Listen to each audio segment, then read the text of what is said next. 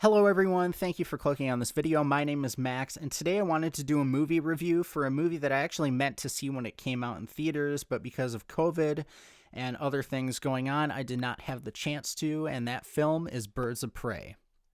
Now, Birds of Prey is something that was not a box office success. A lot of critics did not like it, but it was kind of a mixed bag as far as fans went. You know, for example, Grace Randolph of Beyond the Trailer had a lot of issues with the movie, whereas Real Rejects listed it as their favorite DC movie. Now, where do I fall in this group of kind of online content creators who have a passion for this world and kind of the DCEU in general? I definitely fall closer to Real Rejects, but I understand where Grace Randolph was coming from. So the movie as a whole, I really enjoyed. I really liked the storyline and how it's kind of more condensed to Harley's world and Harley's vision, but it still very much played into everything that happened in the past. So, you know, it plays off after Suicide Squad, where Harley and Joker are together, but then they somehow break up. And, you know, Harley's really just kind of left on her own. And because she's on her own, she is a big target for virtually everyone now, because when she was with the Joker, she was kind of under the protection of him being the Joker. You know, everybody's kind of terrified of the Joker, so nobody would really lay a finger on her. But now that she's separated from the Joker, everybody wants to lay a finger on her. So, you know, that's kind of what drives the story, and Black Mask eventually gets brought into it. But I think I want to start off with the characters. So all of the Birds of Prey I think the acting was well done, but I think they could have fleshed out a story that really connected them more. Like, Harley Quinn was obviously the center point of this film, but she really kind of drove too much of the story for it being a Birds of Prey film. I think it should have just been a Harley Quinn introducing the Birds of Prey film, and then later on have an actual Birds of Prey film where everybody's equal, maybe after they all get their own movies or something like that. But as a Harley Quinn movie, I loved it, and I'm not too picky on the whole Birds of Prey title, but if you're going to market it as a Birds of Prey movie, at least kind of give us more of the stakes every character had, rather than just Margot Robbie's Harley Quinn. When it comes to Margot Robbie, I think she absolutely killed it in this role. I loved her in Suicide Squad, directed by David Ayer. Hope we get the Ayer cut, because I'd love to see more of her in that film. But in this film, it seemed like she really kind of figured out what Harley is in the DC universe as a whole. You know, we kind of saw in Suicide Squad that she was more of a, I would say, compared to this movie, she was definitely more of a figure that liked to mess with people, whereas in Birds of Prey, she was a figure who liked to have fun.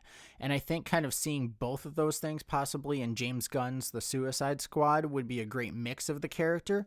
But I think for Birds of Prey, having a fun Harley was a great idea, because in a world like Gotham, where everybody else seems to have these huge emotional problems going on, and Harley's just kind of running away and, you know, fighting whoever she can to stay alive, I think it was a great way of kind of leveling up the character to the story. I just hope that there's not inconsistencies from Suicide Squad, Birds of Prey, and The Suicide Squad. But yeah, overall, I think everybody really on the cast killed their performances. All of the characters were done well too. I really liked how they did Black Mask and Victor Zsasz.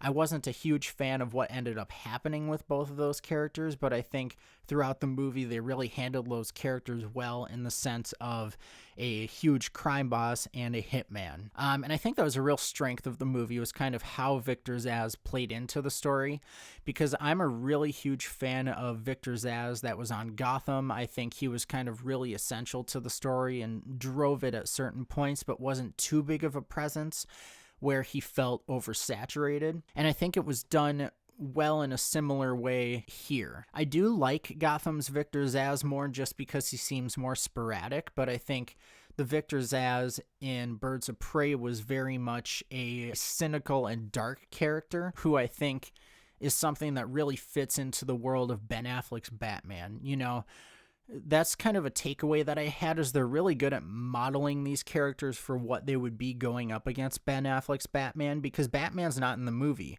yet this is still set in Gotham City. So I think making sure everything is interconnected, even though Ben Affleck is said to not be returning as of right now for any films, I think it's really good that they kind of kept in mind the world that came prior to it rather than just kind of creating their own thing. Now, I'd like to talk about Gotham because I think myself and a lot of other people can agree that Gotham is very much a character in the world of Batman. You know, it's kind of responsible for everything that goes on, all of the corruption, all of the crime, and it really plays a role within everything and kind of intertwines the entire world. I think Gotham in this movie was done really well in the sense that it kind of was structured in a way where everything can overlap and everybody, you know, knows what's going on and is kind of built in this way that's very maze-like. You know, I kind of felt like the characters were trapped because honestly, if Harley wanted to leave, she could have gotten out.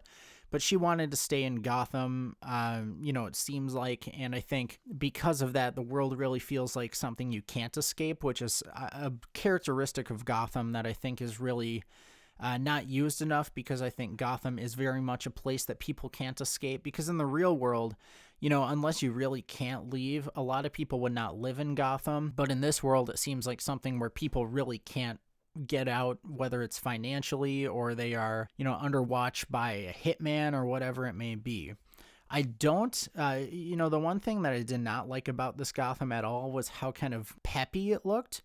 Like, I get that the movie is from Harley's perspective, but Gotham is supposed to be this dark, gritty place, and there were so many scenes where it was like bright sunshine. It looked like, you know, LA. Like, I just didn't like the visual look of Gotham, but I think how Gotham interacted in the story was done really well. So overall, I'd give this movie a solid 4 out of 5. It's definitely up there with other DC movies for me, but I think Suicide Squad is still definitely my favorite, and then Birds of Prey is probably for sure in the top 3. So that's about all I have for now. Thank you so much for checking out this video. If you like it, please like, comment, subscribe, and I will see you in the next one.